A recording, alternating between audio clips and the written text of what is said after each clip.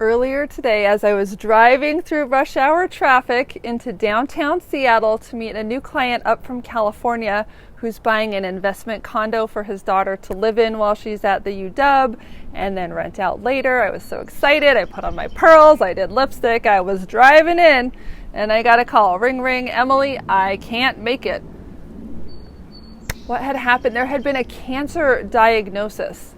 Devastating news. His adult son, who was traveling with them, had learned his girlfriend's dad had just gotten diagnosed with cancer. He was flying back home to be with her and support her during this trying time. And was I upset? No, absolutely not. Family comes first. That is one of my personal values at the Cressy family household, and we've written similar values for our business.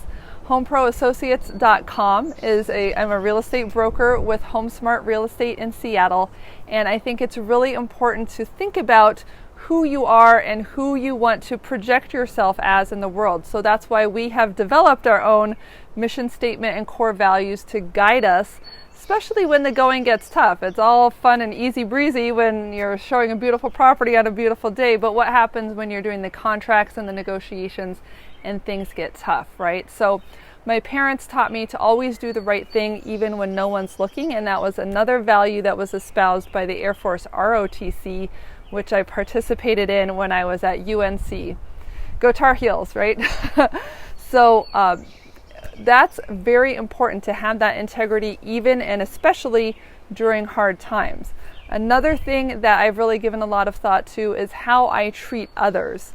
My grandmother used to play a little game with us. She had been a waitress working her way through school, and whenever we would go out to dinner with her as kids, she would say, let's play a little game with the waitress and see if we could make her smile. There was no rules to the game. It was just to treat her as a person, say hello, tell a joke, recognize her humanity, not just as an order taker, but as a fellow human being with value. So those lessons both really stuck with me, and I've really tried to incorporate those values into each and every relationship that I form as a part of this business. I went to school for economics. We talked a lot about free trade and the idea that in order for a transaction to take place, it has to be mutually beneficial. Both parties should feel they're in a better spot after the transaction. So that means you have to find ways to make a win-win and not a win-lose for each person. So I like to leave everybody feeling that they have improved their life by buying or selling the property, whatever their choice may be. That was their choice and something that went well for them.